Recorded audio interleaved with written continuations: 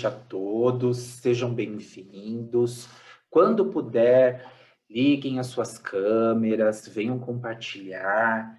Eu sou uma pessoa que, dentro de um tema ao qual a gente acaba construindo, né, dentro do nosso grupo lá de WhatsApp, eu vou percebendo os fenômenos, as questões, aquilo que de alguma maneira a vida começa a dialogar e assim eu vou me aprofundando, né, vou querendo entender esses sinais dentro da minha vida. Então, quando vocês trouxeram essa relação, né, a Marisa pediu: "Ah, vamos falar sobre dependência", um tema que eu falo pouco normalmente, né, vício.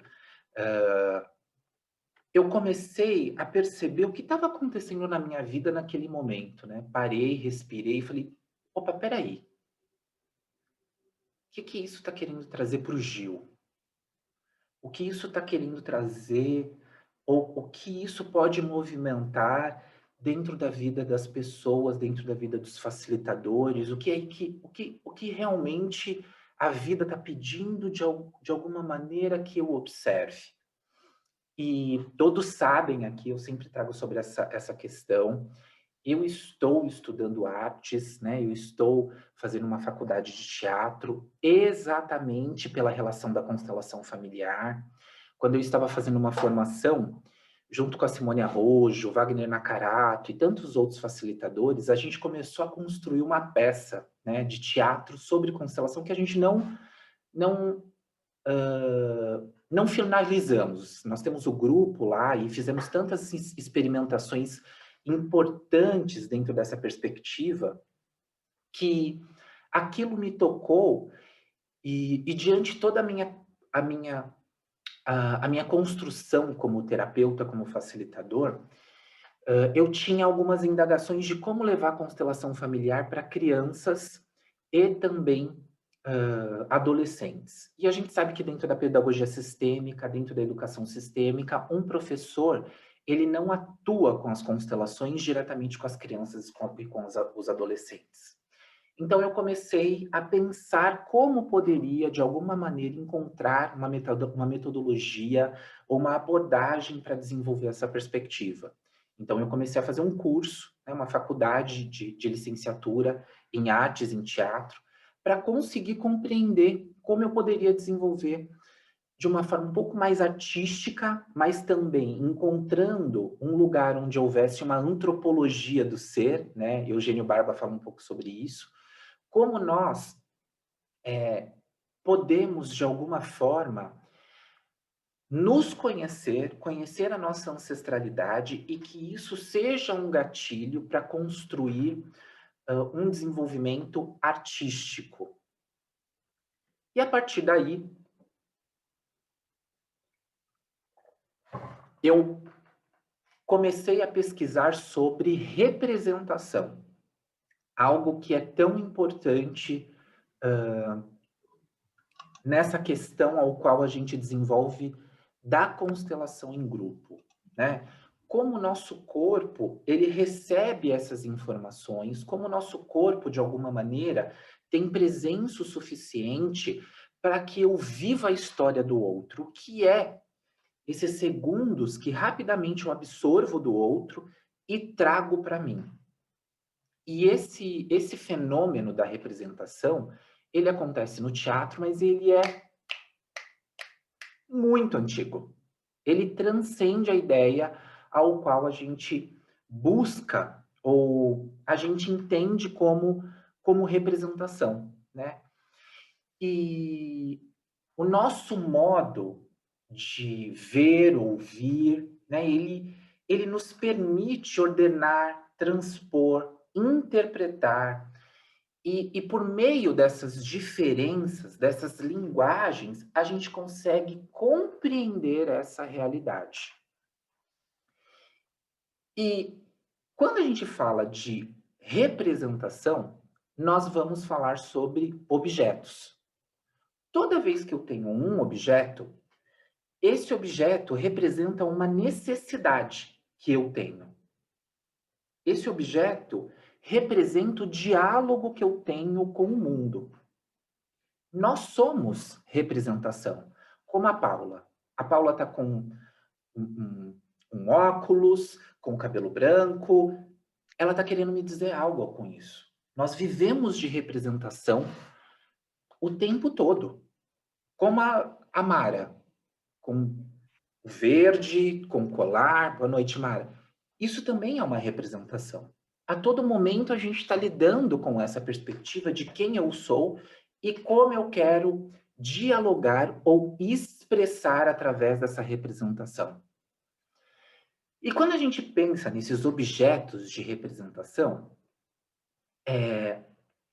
isso tem, tem início há 2 milhões de anos atrás, no período paleolítico. Quando o homem, a primeira vez, ele, através da pedra lascada, que ele vai caçar, ele vai se proteger, ele começa a entender as suas necessidades. Ele começa a perceber um diálogo com um objeto externo. Né? Quando a gente fala daquelas pinturas rupestres, né? Aquelas pinturas dos homens das cavernas, isso também é uma forma de representação. Quando a gente fala dos movimentos tribais, quando a gente fala das comunidades, na contação de história, quando eles falam sobre os seus dias com as máscaras, isso também é representação. Então, esse fenômeno da representação é uma qualidade humana de perceber quem nós somos. Só um minutinho aqui, deixa eu tirar o áudio. De perceber quem nós somos dentro dessa qualidade.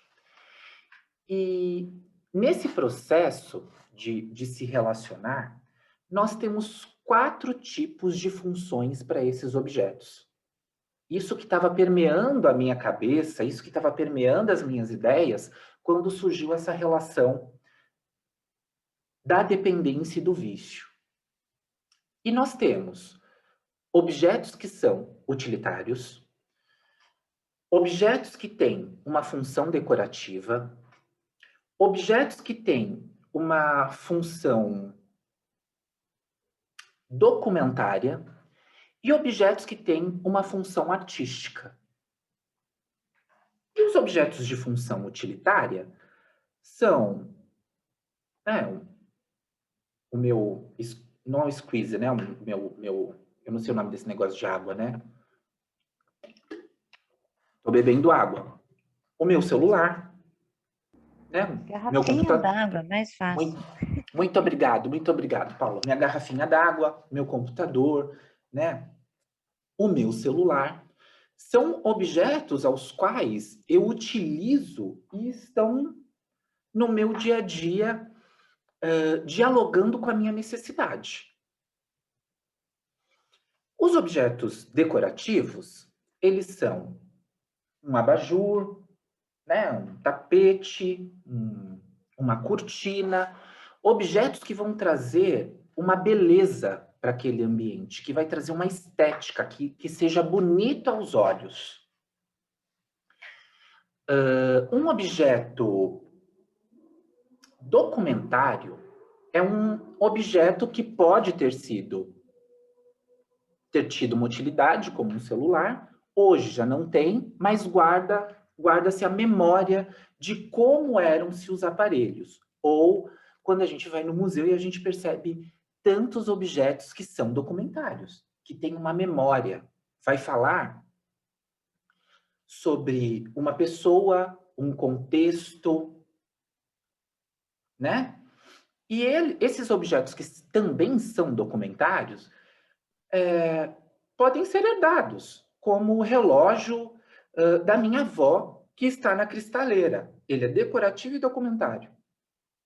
Né? Ele tem essas duas funções. E os objetos artísticos são objetos que nem sempre precisam ter uma beleza, mas de alguma maneira vai trazer um questionamento para você.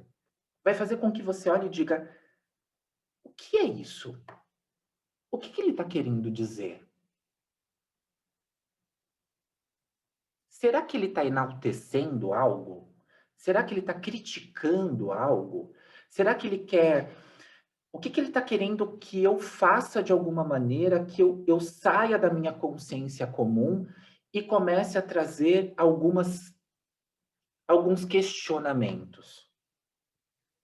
E a partir daí, eu comecei a refletir sobre mim. Desculpa, deixa eu ver.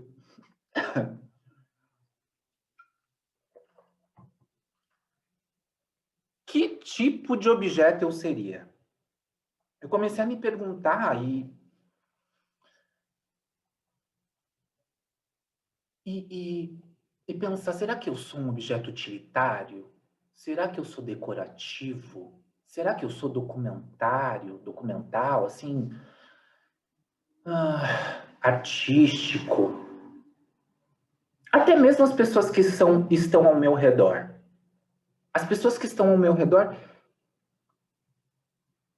são pessoas de que nível? Elas chegam para mim e elas têm uma utilidade, elas têm uma função, e a partir desse momento que elas têm uma função, elas vão embora? Elas são decorativas, elas são muito bonitas, elas trazem uma beleza para o ambiente e somente isso?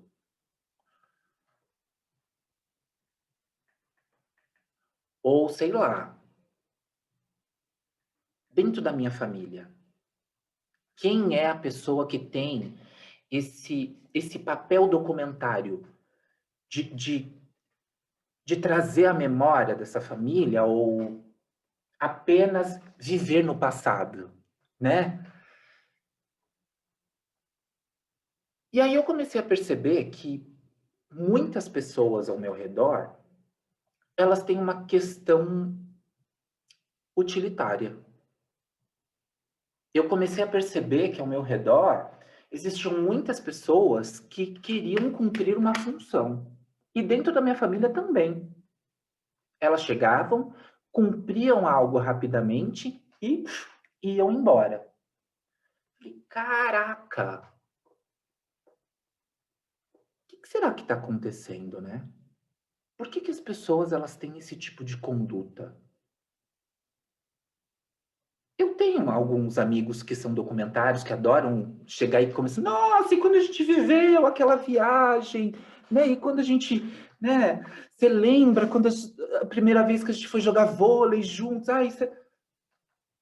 Eu tenho um ou outro que é decorativo, que só passa pela sua beleza. Amigos ou dentro da minha família que sejam artistas, que tragam questões e indagações, pouquíssimos. Pouquíssimos. Consigo contar no dedo. Não sei se é isso também com vocês, dentro das suas famílias, se isso tem uma certa movimentação. E eu comecei a me perguntar por que isso havia acontecido. Será que isso era só um fenômeno dentro da minha individualidade? Era um fenômeno familiar? Ou era um fenômeno cultural? Como eu me relaciono com isso? E por que as pessoas, elas buscam a toda maneira, de alguma forma, essa, essa perspectiva de serem produtivas? Eu acho que é isso. Produzir algo e ser útil. Não é isso? Muitas vezes eu quero me sentir servindo, muitas vezes eu quero produzir algo, eu não me dou a qualidade do ócio, eu não dou a qualidade de construir algo diferente, de tocar uma espiritualidade, né? Quantas pessoas estão agora dentro da pandemia que teriam a oportunidade de desenvolver uma nova habilidade e não conseguem, né? Porque a gente, com essa questão da restrição, eu não posso abraçar a Marisa, eu não posso beijar a Mara, eu não posso ficar perto da Patrícia. Ok, mas quais são as outras oportunidades que podem se desenvolver através do meu dia a dia. Será que agora, né, não é oportunidade de eu começar a ler? Será que não é oportunidade de começar a escrever? Será que não é oportunidade da gente começar a pensar a longo prazo?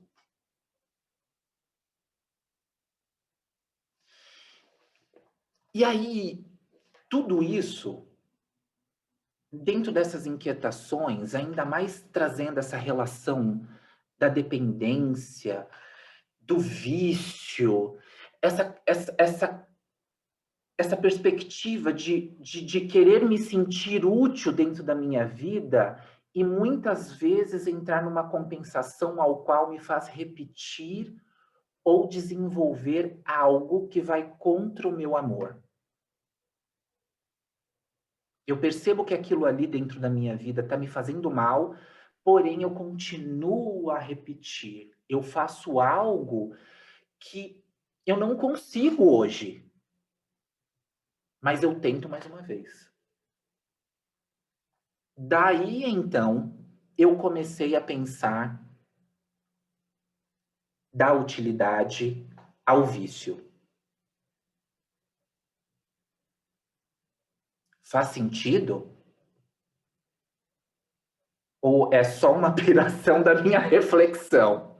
Me ajuda aí, gente.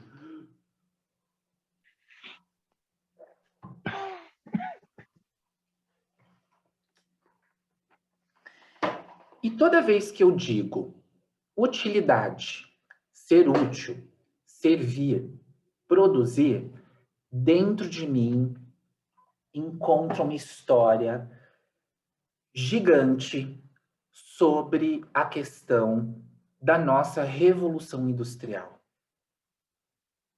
Eu vou evocar um pouco dessa perspectiva, pois essa relação de produtividade que a gente tem em nossa vida é influência aos quais os nossos ancestrais, dentro dessa vivência, na busca, né? Hoje eu estava vendo, eu comecei a ver com a Adriana um documentário do Netflix falando sobre os imigrantes italianos. Foi sem querer, na hora do almoço, eu nem consegui terminar. E como a Revolução Industrial influenciou para a movimentação imigratória, fazendo com que a gente despersonalizasse a relação humana dentro de nós. Como era a forma de produzir antes da Revolução Industrial?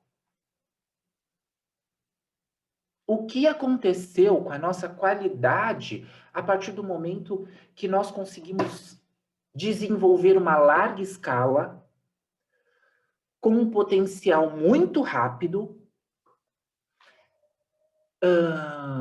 equiparando muitas vezes os homens a máquinas.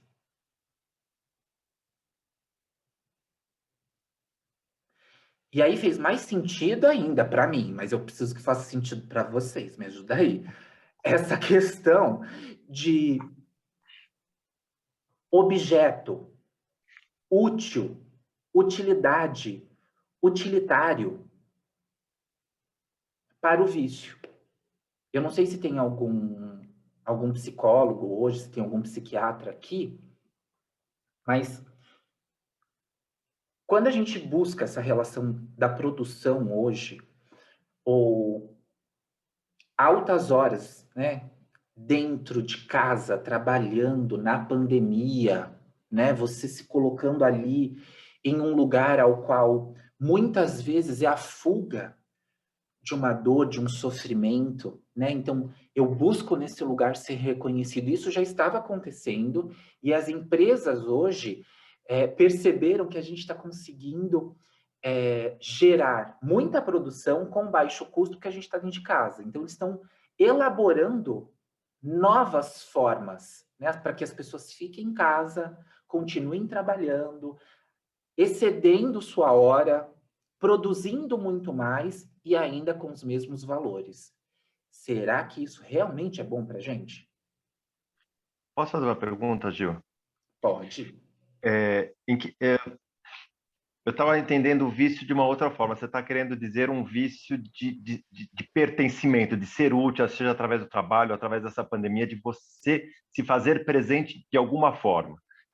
Um vício numa necessidade muito grande de se fazer presente. Seria nesse sentido? Você pegou muito bem, porque a gente vai falar de dependência, a gente vai falar de vício, e a gente vai falar sobre a relação de compensar. Quando eu, de alguma maneira, estou compensando para conseguir lidar com aquilo que me dá prazer. Né? Porque às vezes eu não tenho reconhecimento dentro da minha família e eu vou buscar compensar de uma forma que é viciante e que vai nos colocar em risco, como burnout. Hoje, a síndrome de burnout, a gente recebe, como facilitadores de constelação familiar, a gente percebe que a pessoa está falando ali, não, mas eu adoro trabalhar e eu gosto de fazer isso. E eu fico 20 horas dentro do trabalho nossa, mas eu estou muito cansado, eu tô também, nossa, ansioso, eu quero trabalhar essa ansiedade, eu quero... Tá, mas você percebe que você está passando 22 horas, 20 horas no seu trabalho? Isso é um vício,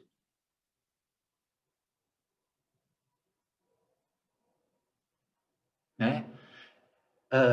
A TAG, transtorno de ansiedade generalizado, muitas vezes está ligado com estou no futuro, né? Eu sei que eu estou no futuro, eu sei que eu estou num lugar ao qual eu tenho a possibilidade, mas eu não sei chegar como.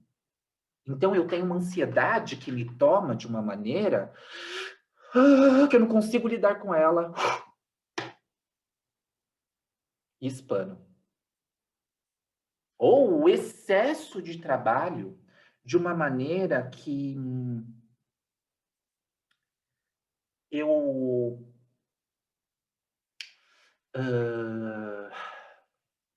eu tenho rompimento do meu limite, que é o que a gente chama de pânico. A pessoa, ela paralisa de uma maneira, de um congelamento, que o medo, né, aí tem o medo da morte. Porque o ponto crucial do pânico dentro dessa questão, para quem já teve pânico, é o medo de morrer. Por quê? Ela trouxe tantas questões para ela conseguir lidar que ela não consegue suportar aquilo mais. Isso já está há tanto tempo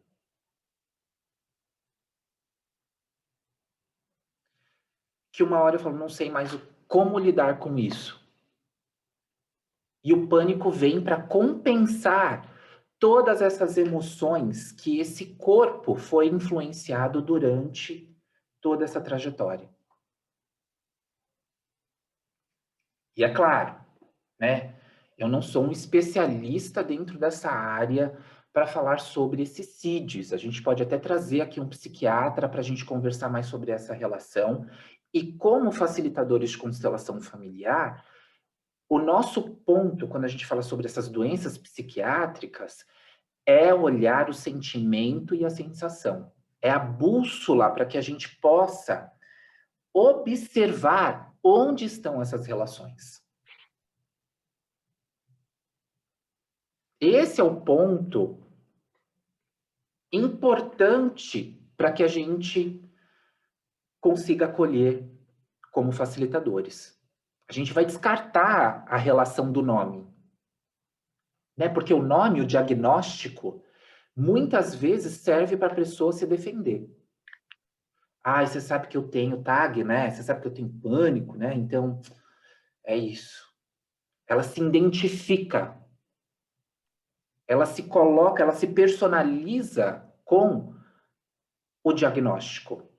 E o que a gente quer fazer é afastar isso, né? Afastar essa relação para que ela se perceba como humana.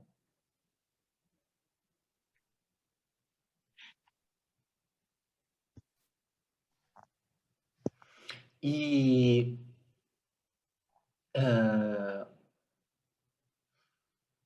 todos nós sabemos, Todos nós que somos facilitadores, nós sabemos como tratar um vício sistemicamente.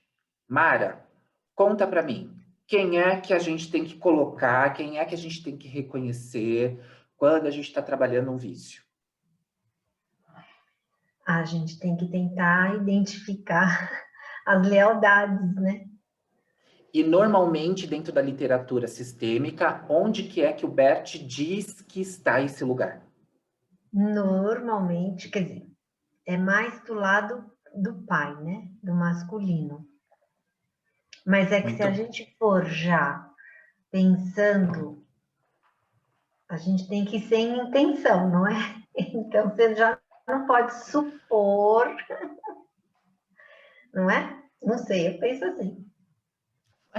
Mara, você trouxe a resposta exata. A gente já sabe.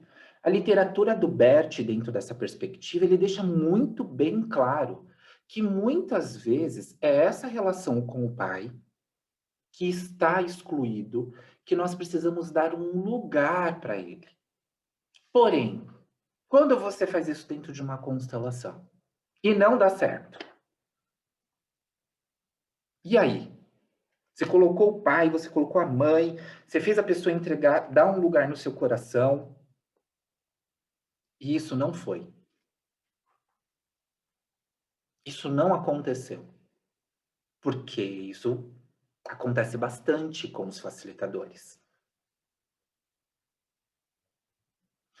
Nós temos que dar um passo atrás. Normalmente, quando a gente coloca essa relação do pai e da mãe, que são muito importantes, mas têm um potencial de energia muito grande, isso, se a pessoa não está pronta ainda para lidar, pode gerar uma marca significativa. Principalmente para uma pessoa que está com um vício e uma dependência. Né? Esse lugar, isso tem que ser construído, como a Mara disse. Eu tenho, dentro do meu pensamento, construído esse mapa pelas realizações de outras constelações, pela literatura. Eu deixo isso na minha mente. Porém, eu encontro um lugar como facilitador, junto ao meu cliente, para que ele possa ser o detetive e perceber qual é o lugar. A gente não estava falando de produtividade? A gente não estava falando sobre a relação que muitas vezes o pânico, mas a tag, muito mais se colocar no futuro, ter essa ansiedade é não saber construir. E muitas vezes, como facilitadores, a gente deixa de construir e experimentar o campo com o nosso cliente, para que ele perceba todos os sentimentos, todas as sensações e educar essas emoções, educar esses sentimentos. E isso é importantíssimo, principalmente na relação com a dependência. A gente vai ver isso mais tarde.